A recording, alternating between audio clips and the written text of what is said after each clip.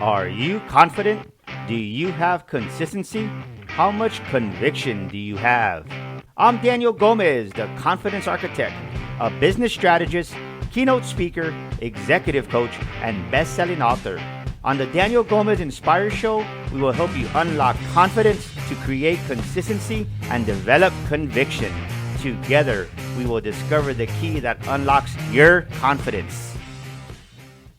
Welcome back to another episode of the Daniel Gomez Inspire Show, where we motivate, inspire, and educate you all at the same time with the amazing guests that we have on our show. And I'll tell you, this guy, I had the pleasure of spending time with him personally in Detroit, Rock City.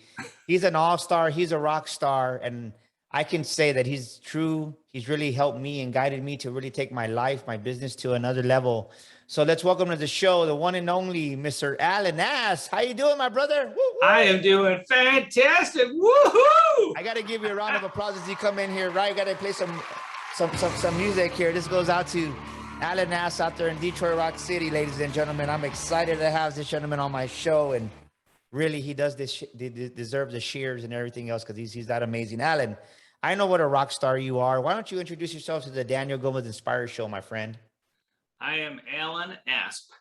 I have 5 businesses. I have 3 books. I am an author. I'm someone that inspires people. I encourage people. I'm a motivator. I'm a thinker.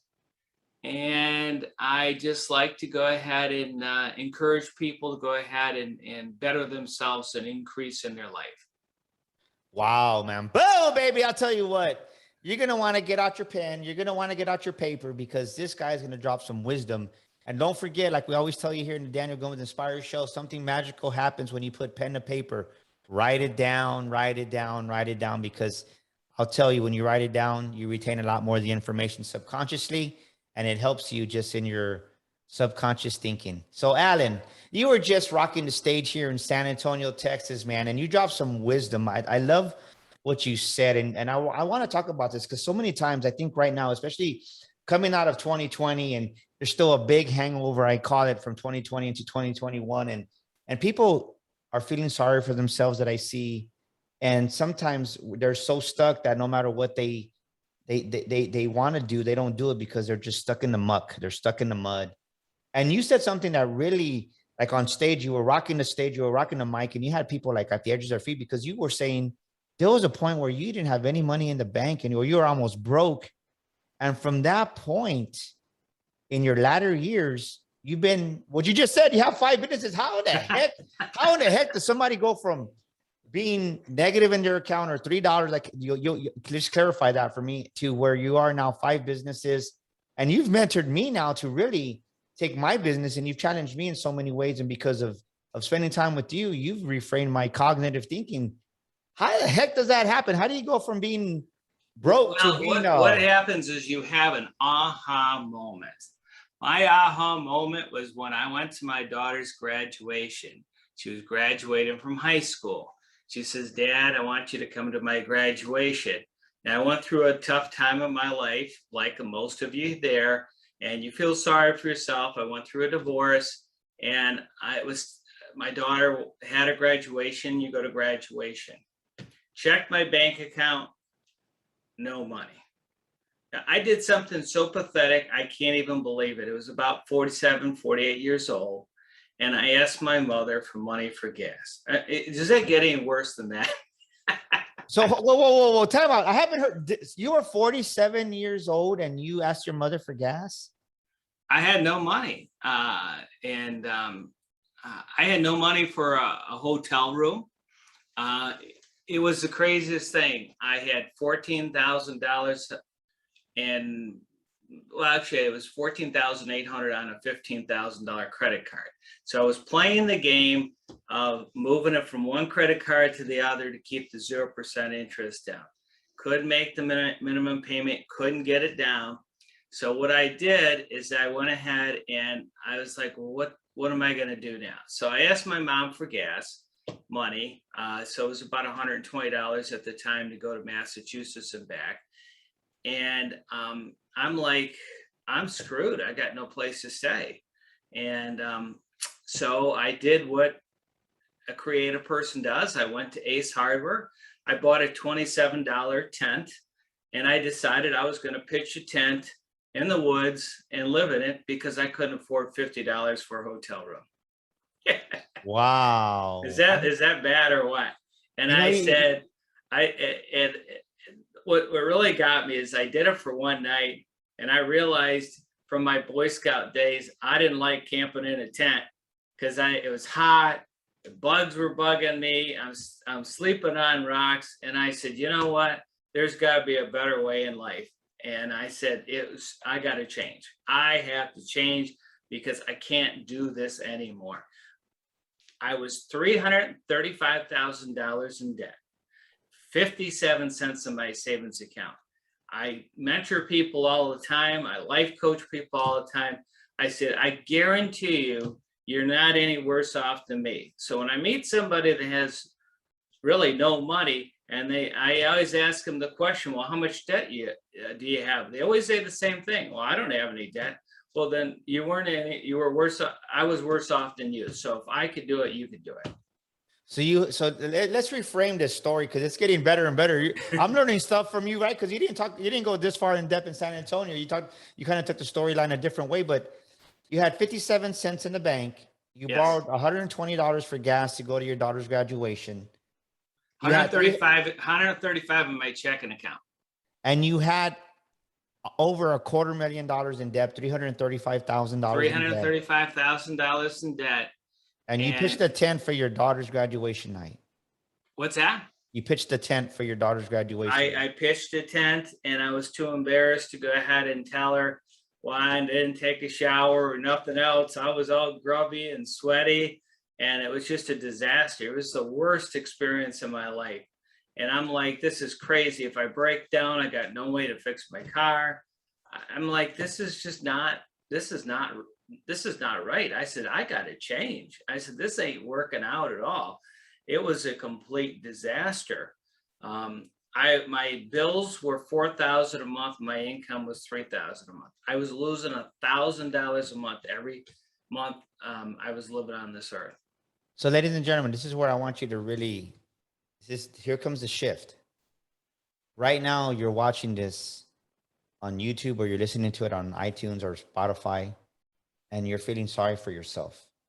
Maybe listen to what Alan just said. Literally, like, honestly, be honest with yourself. He was $335,000 in debt, borrowed $130 something for gas to go see his daughter graduate. He couldn't afford a hotel, so he bought a tent at Ace and camped outside. Are you close to that part right now? Is that where you're at? Because right now he's going to transition into the story, how now he's a 3-time international best-selling author, multimillionaire. And somebody's listening to this because you're 40-something years old and you're feeling sorry for yourself. You're putting yourself on this guilt trip. Let me reframe. Let me restate what he just said. He was 47 years old at this period of his life. So even though you might be 40, 41, 42, 45, you're feeling like a failure, you're feeling like you're a mistake, you're not. Because this is where the story gets even more powerful, because Alan had his aha moment. Alan, what was that aha moment, Alan? The aha moment when I was trying to sleep in a tent. I couldn't sleep. It's 92 degrees outside. I'm sweating my butt off. And I'm like, how did I get here? How did I get so pathetic that I couldn't even afford a $50 hotel room? And I said, I have to change. Now, one thing I found in life, everybody says they want to change, but what you don't get is if you stay where you're at, you'll be where you're at. You can't stay where you're at. You have to go ahead and increase you. That's all you can do, is increase you. One of the very quickest, fastest ways I've found is in books. I went 47 years and I read probably 10 books in my life, and that includes high school and college. After I got out of college, I never read one book. So you're talking maybe 35, 40 years of reading no books. Books are the way to change. I went to Amazon and you can buy used books for a penny. Trust me, they're there. I started out, it took me 1 month to read one book. I got so big on reading, so good at reading, I used to go ahead and read one book a week. The next thing you know, I read over 500 books. I focused on people that were broke, that went to wealth. What was their mindset? How did they think? What changed? What was the things that they changed in their life that allowed them to go ahead and go to another level in their life? Most of them had the same experience. They said they wanted to change. You have to make the determination you want to change, because what you don't get is you're going to have to do work. Yes. It's a lot of work to change. Well, let me ask you this, just for a point of reference, if you don't mind. You were 47 years old, and today you're what, 21 years old? I'm 48 right now. 48. I'm sorry, 58. Yeah, 58. we were talking 40s. 58. So yeah, 11 so it's years. 11 years. So what I want you to do, if you don't mind, is you read 500 books. And I know you can't tell us the whole 500 books. I don't expect that from you, but I want you to really just drop some wisdom right here, because this is where the breakthroughs are going to come for many people. Because so many times I think we overcomplicate things, and we try to make things so big. And so in reality, what are 5 takeaways that Alan Asp got from these 500 books? What are 5 things maybe that were reoccurring that you read in every book? And give us five words of wisdom, 5 takeaways that we can take home with us and start applying in our daily life. What would you say those 5 things are? The first thing that I found is that you have to network. So I went from a person that had 3 people on Facebook, and I couldn't figure out for the life of me who number 4 was going to be. That's pathetic. I went from 3 people on Facebook to over 5,000. So the first thing is you have to network, because the problem is you need other people. You need a team. You need other people to help you to get your goals, your dreams. You can't do it alone. And that was very hard for me, because as a man, you think, I don't need anybody. Well, you do need other people. You need people. So that was the first takeaway. You have to network. The second thing is you have to honor your mother and father. Now, that was hard for me, because when my dad was alive, that when I was younger, he used to beat me and physically beat me. And it was very tough for me, because to go ahead and show him honor. So I had to work through that, because you don't allow abuse, but you can still do ways to go ahead and honor your parents. So that is the second thing, is you have to honor your mother and father, because they brought you into the world. It's a very scriptural point of view. If you don't honor your mother and father, generally speaking, you can't go ahead and honor God. It's just because they're over you, and it's a very important concept spiritually. The third thing is I learned that you have to be a giver. Now, I was a minister for many years, 10 years of my life. Thought I gave a tithe. Well, the thing is that a tithe is nothing. I believe that the offerings are the ones that accelerate your future. So what I did is that I went ahead and started giving a lot. And it worked out so well in my life. I first started out giving $1,000 for 10 months when I had 57 cents. Now, a mentor of mine, Mike Murdoch, told me how to do that. I said, Mike, you don't get it. I lose $1,000 a month. He says, you don't get it. If you ask God to give $1,000 to charity, he'll give it to you. Don't know how it happened, but it did. It really did happen. And I lived on peanut butter and jelly sandwiches, macaroni and cheese, rice-a-roni. I had no food, didn't go out, but I made it a point to give that $1,000 a month.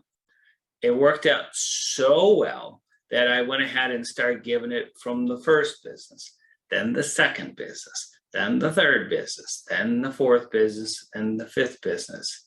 It's very important is that you have to be partners with God. Fourth thing I learned, and it was probably one of the most crucial, you have to go ahead and live forward. That means that whatever you want to be, you have to go ahead and walk in that and believe it and act it. Now, when I went to Hawaii to see Bob Harrison, I had zero money. Matter of fact, I didn't even have money for food, so I went on a timeshare presentation. So I'm on the timeshare presentation, got a round of golf out of it. Went to the golf course, played a round of golf. Afterwards, I was talking to the guy. He's showing me $10 million mansions. I learned at that moment that I actually did what I achieved to do.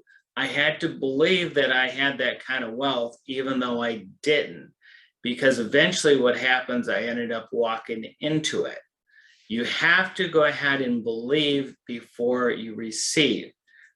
I know it seems odd. I didn't believe it either, but that was a big takeaway that I found, that you have to go ahead and walk in it first.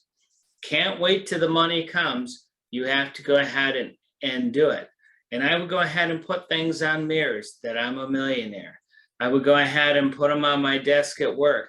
I even remember one time my mom saw it on my desk. She said I was an idiot. Wow.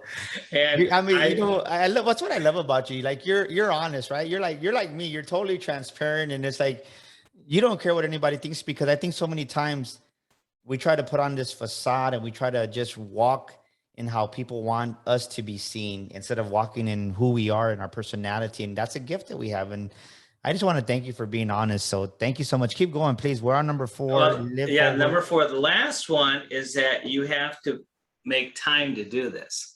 Now, this was the hardest thing for me, because I'm telling you what, I was always under the assumption that I needed a lot of sleep. BS, you don't need a lot of sleep. So when everybody else is sleeping, I usually get up at 3 o'clock. I work from 3 to 8 o'clock before I go to my first business. So I work 5 hours before most people get up. I used to take that time to read, but I don't read as much anymore, because the thing is I use that time to work on SEOs, networking, other businesses, things like that, because I do other things. I'm going to do a podcast later today. I have a group of Follow the Money Trading. 5,000 people are in on that. Try to teach them how to trade and not lose money. And then that's when I wrote my books too, during that time. So most people think, oh, well, I got a wife and 3 kids, I don't have time. No, you don't. So you got to get up at 3 o'clock. Before everybody's up, get up. You go ahead and spend 3 to 4 hours a day. You have to get the concept. If you stay where you're at, you're going to stay where you're at.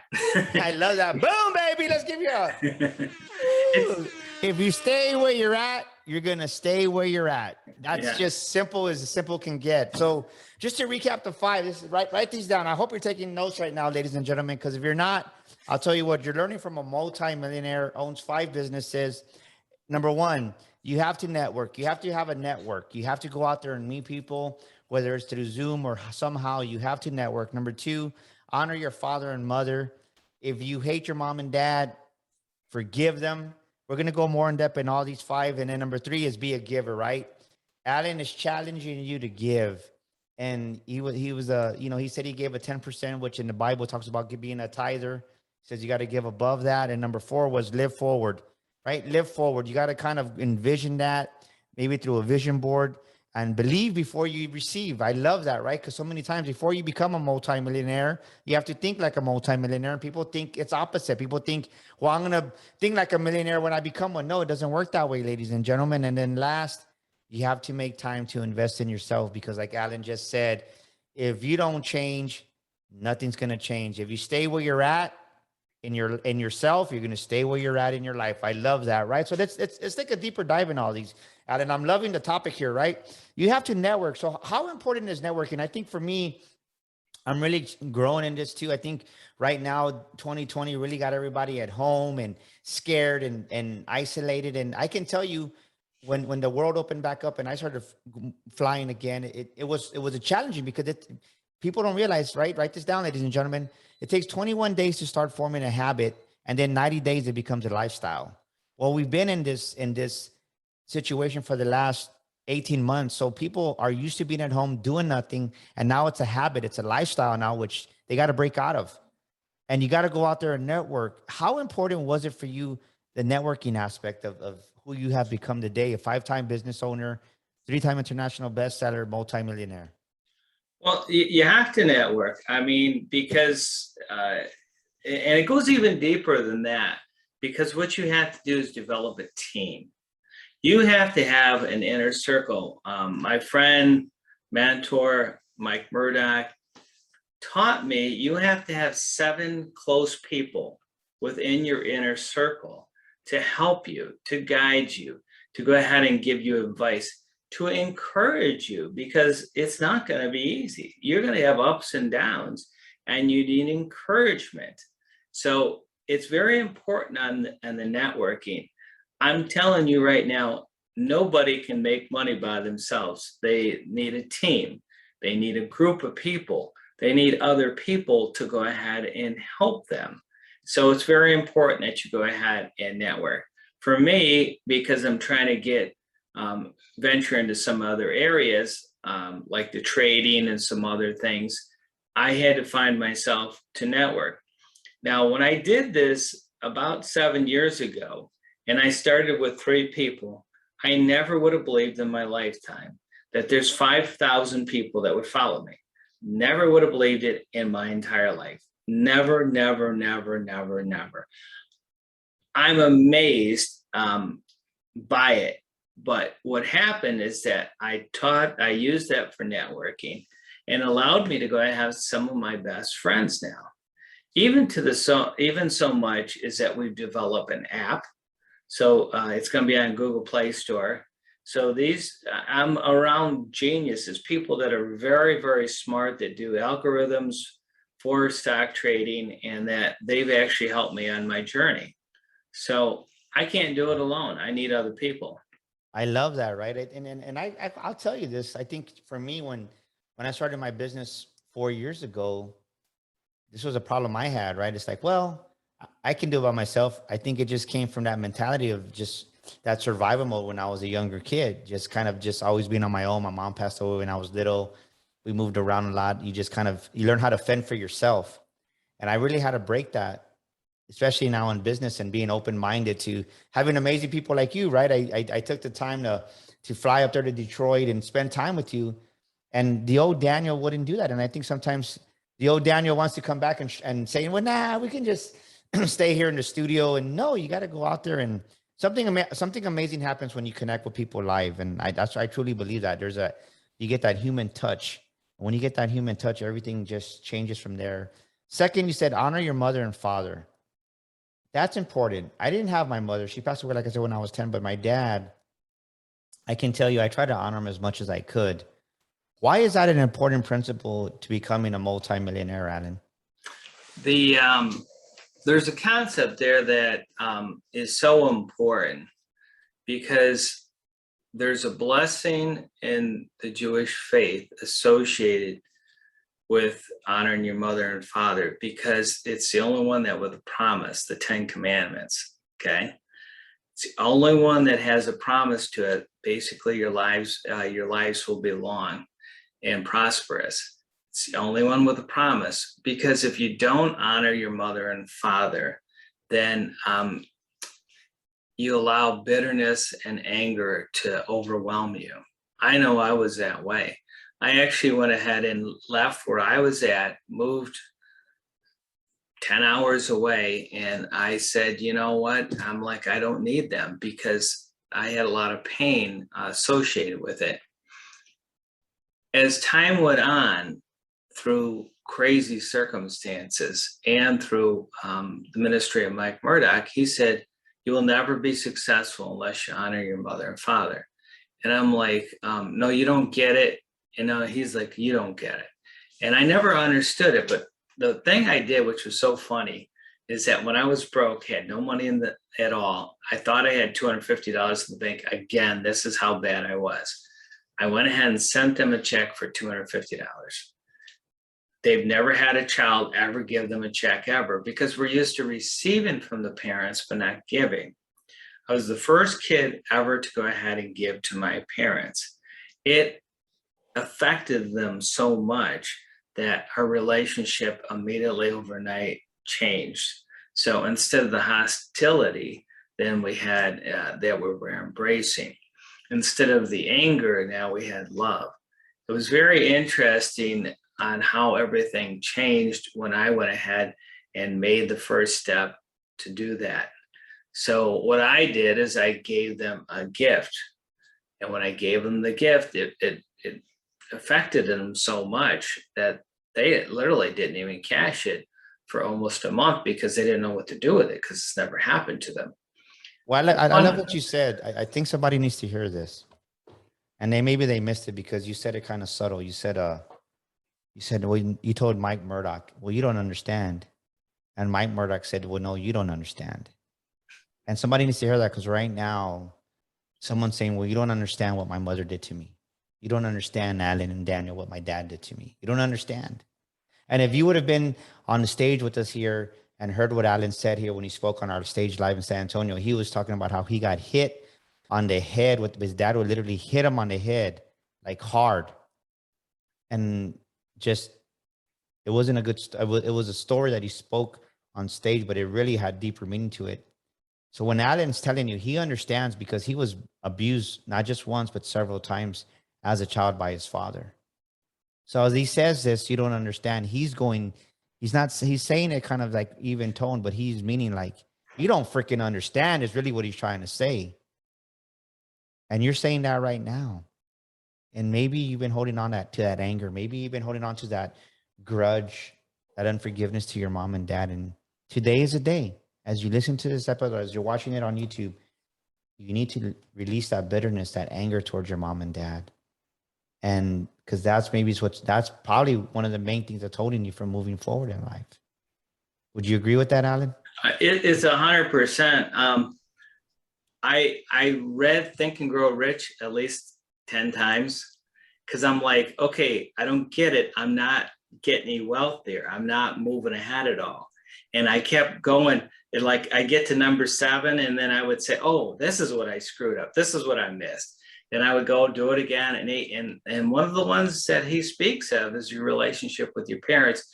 And if it's not in that book, it's another book. But the point is that it's all about people over you, anybody that's over you, that you have to honor and respect them. Now, nobody's saying that you're supposed to like abuse. I didn't like the abuse that I went through and the stuff that I went through, but there's difference between that and honoring.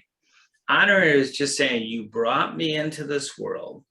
I love you bringing me into this world because I wouldn't be here. And I thank you for that. Wow. That's really, what it is. And treating them as well as you can. I love that, man. You're dropping some massive, like this is some wisdom that we all need to hear. And number 3, now I can honestly say that I've been challenged in this area of my life this past year. I always thought I was a giver, which we have been given the tie to say, and I say that humility.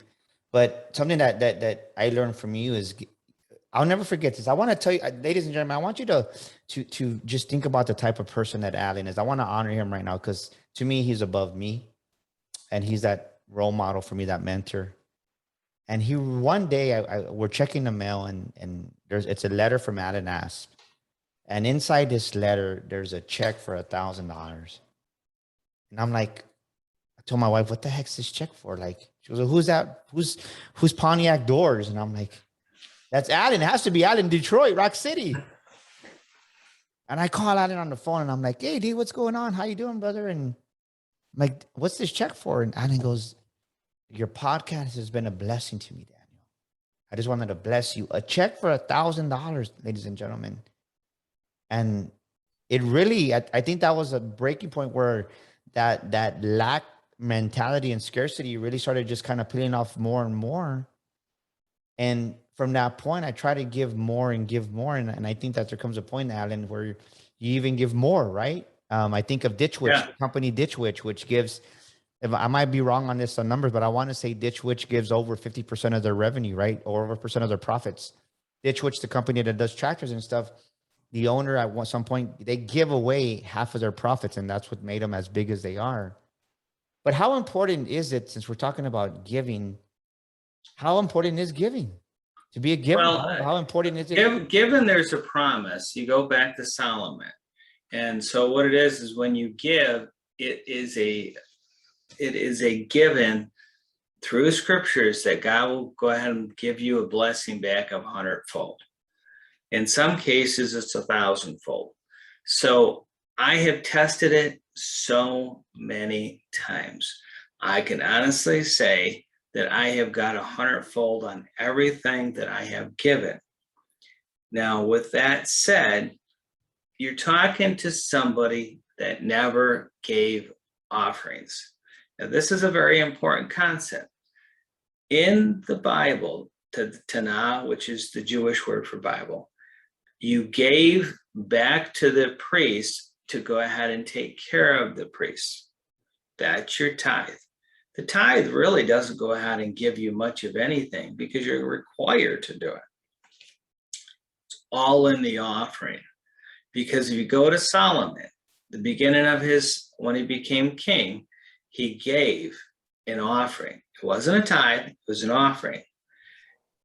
Less than a year later, he had so much wealth, he gave 100 times the amount on the offering.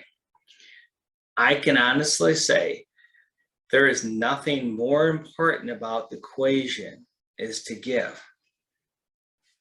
A quick story is that when I first met Bob Harrison, Increase.org, he says to me, "Are you interested in joining?" I'm like laughing because underneath my mind here, thinking like, I don't have any money. Well, would you take a credit card? He said, sure. So I did $1,000, not knowing how I was going to pay for it. Well, I paid it off pretty darn quick.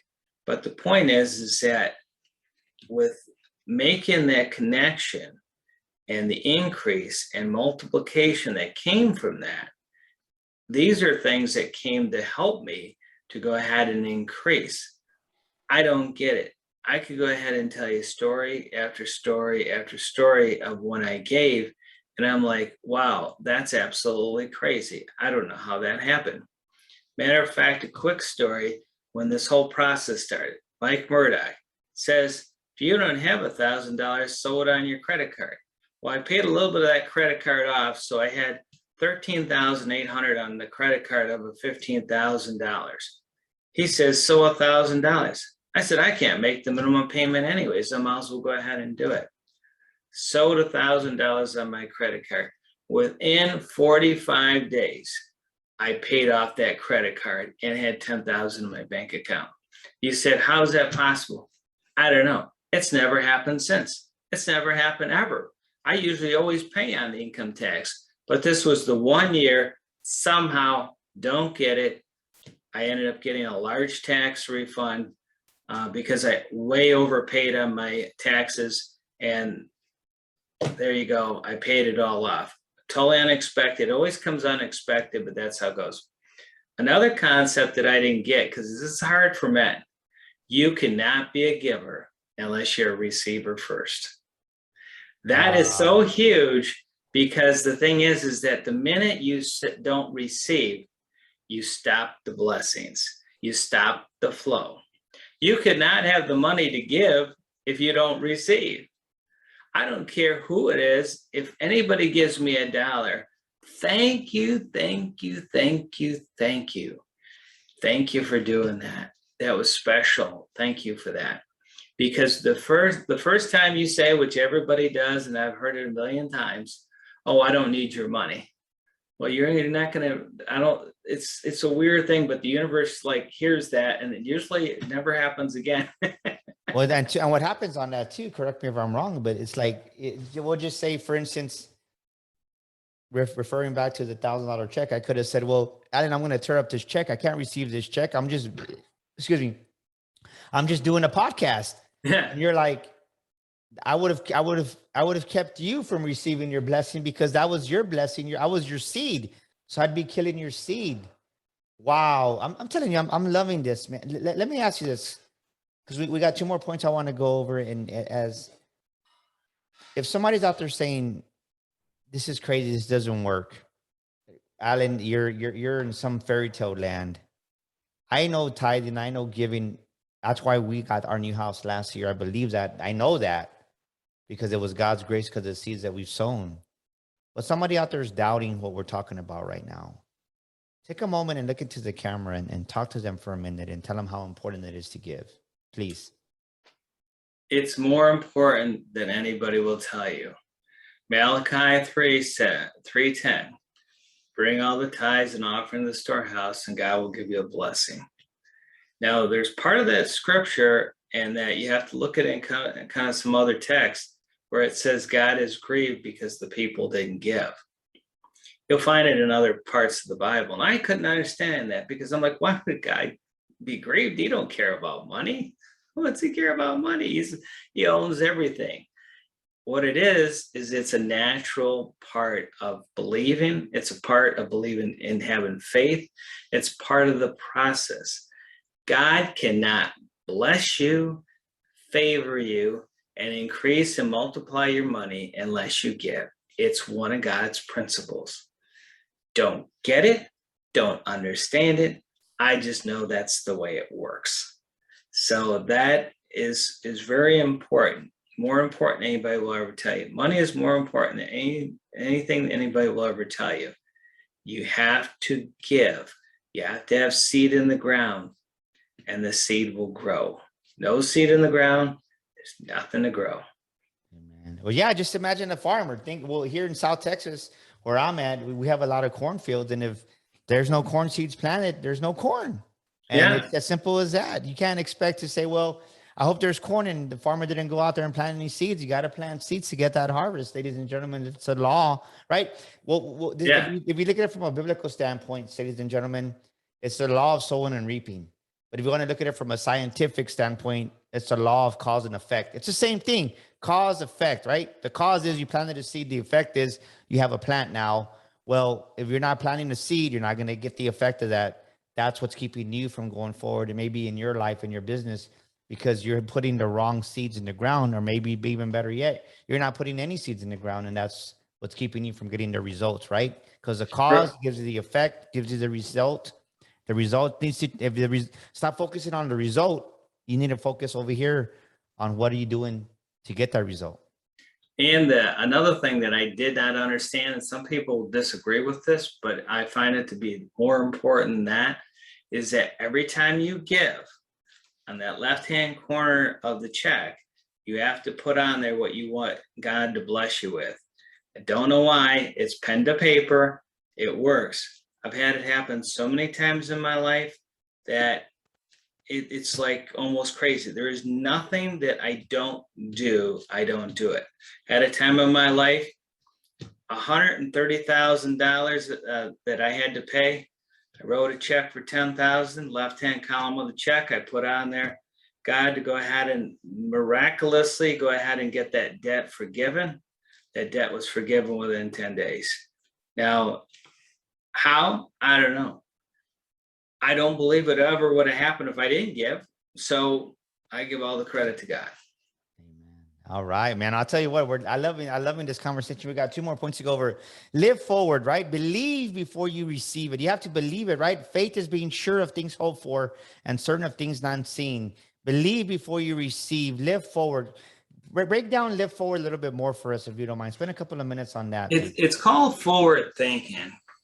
I didn't really understand the belief until I really got it from Napoleon Hill. One of the reasons that he got paid nothing to interview all those people, that they knew that after interviewing and being around all those people, he'd be a multimillionaire himself, because being around that crowd and listening and picking up their thoughts, you go ahead and you change. Well, for me, being Assembly of God minister for so many years, I thought if I had any money at all, I was going to hell. That's just the way it was. So I sabotaged myself all the time. Anytime any money came to me, I lost it immediately. It was only when I went ahead and put myself in the mindset that I had the money and walked and acted like I had the money to eventually I was able to go through that and then go ahead and move into that realm. Still remember down in Florida. So I was down in, I guess it was by Boynton Beach, but there was, I got up early and I was looking at yachts. The yachts were $275,000. The guy believed I could buy the yacht. I didn't. I mean, I don't believe in misleading people. I didn't tell him anything. I didn't even have enough money for a cup of coffee. The fact of the matter is what I did on the weekends, I'd go to open houses and I wouldn't look at any houses that weren't $1 million house, because that's what I wanted my future to be. It's really, what is it that you want your future to be? So I'm just telling you that's what I had to do. I don't know if everybody has to do it, but that's what I had to do because I could not get past that. And that's what I did.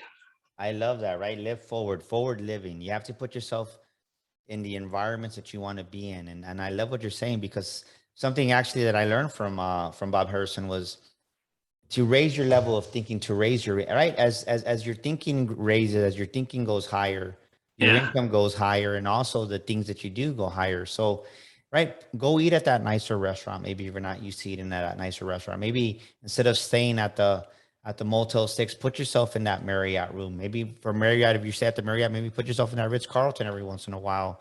But it changes the environment that you're in, and just we taking over a million optics a second. So what are you Yeah. looking at? What are you focusing on is what Alan is saying. I'm loving that. And last but not least, make time. What's your excuse? If you're sleeping 8-9 hours a night, guess what? You're sleeping way too much. I myself, I sleep on the average about 6 hours a night. So I usually go to bed about 9:30 or so, 9 to 9:30. Wake up at 4 o'clock. That's about average, right? 6 or 7 hours, 6 hours of sleep, 6.5. But how important is it to make time? Because this is one thing that I noticed is you made a point of reference when you started waking up at 3, you had time to write books. I remember the first book I wrote, I was waking up at 3:30 every morning. I was sleepy the first 2 or 3 times. Actually, the first week I was sleepy. But I was a month into it, I started waking up earlier every morning. It just kind of, my body got used to it. So how important is it to make time, Alan? Well, I'm going to go ahead and encourage you. So when I went to Millionaire Mind, which I went to three times with Hart Ecker, amazing, amazing, amazing. Change your mentality, change your thought process, change how you think about everything. I was taught there, you live on 50%. I was living on 100%. You know what I'm saying? Live on 50% of your income. 10% is long-term things for your life. 10% is to have fun. 10% is the golden goose. You never go ahead and never spend the golden goose. That's your investment for life. 10% is to give back to God, and 10% is on yourself. Now that one right there, I found to be a big winner. I would pay people $1,000, $3,000, $5,000 to go ahead and be with them for a day, to go ahead and learn from them. And I didn't have the money. I put it all on credit cards, didn't have the money. You have to spend 10% of what you have on what you make on yourself, because you're worth it. You are worth it. You are worth it. You are worth it. You have to invest in yourself. That's through education. That's through seminars. That's going to anything you can. Daniel's got Sticker Shock. I encourage you to go next year when he has it in March. Awesome, awesome, awesome. You're going to learn a ton, SEOs, how to speak, all the stuff ins and outs on how to do this stuff. Great. Invest in yourself. Don't look at what you have. You set aside 10% to go ahead and invest in you. You have to invest in you or you're not going to change. You're the most important thing. This is an interesting thing. I keep it on my desk. This is from Forbes Riley. I love her. Awesome person. And what it said is we did this game, about saving each other. And the funny thing is that basically, unless you played the game before, nobody saved themselves. There's nobody more important than you. Always save yourself. Always invest in you. I love that. Wow. What a segue to the ending of this. And what Alan is saying is this, he's not saying that in a selfish way, as in a self-centered way, save yourself. What he's saying is, think about this. When we're flying at a high altitude in a jet airlane, Southwest, Delta, whichever one you fly, when that turbulence hits and that mask comes down, the stewardess says, give yourself oxygen first, because if you don't breathe, ain't nobody else going to breathe. You can't help save somebody else if you don't have the oxygen to save somebody else. That's what Alan's saying. Make that investment in yourself. Make that investment in yourself. I'll tell you what, Alan, you always challenge me in my thinking. You always challenge me as a person.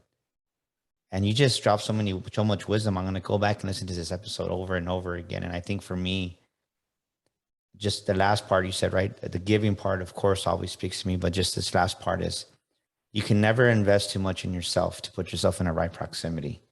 And I want to thank you for being a friend and a brother in Christ to me, and just always just talking about how to make myself better and not to be scared to dream. I bought my new car because of you, right? You said, well, you gave me a perspective and I ran with it. But I want you to look in the camera right now, because somebody right now needs a word of encouragement. I want you to take a minute, if you don't mind, and speak into that camera and just give them a word of advice, a word of wisdom of not to give up. Don't put yourself out there that it's you. You have a partner in the universe, which is God. You have to be partners with God. You're not in this alone. Anything is fixable with God. I know you may think you have an unusual situation. You couldn't be any worse off. You're in debt.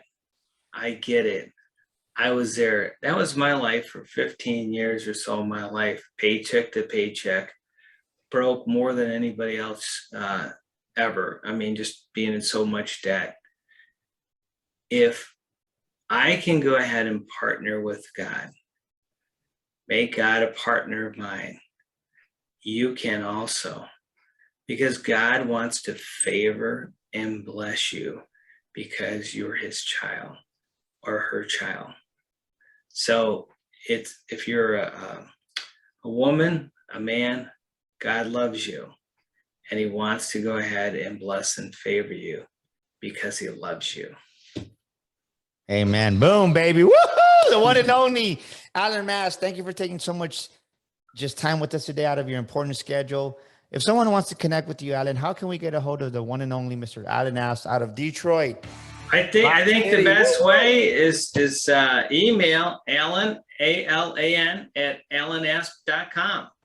Awesome. There you go, ladies and gentlemen. He keeps it simple. We're going to put his information, his website in the show notes.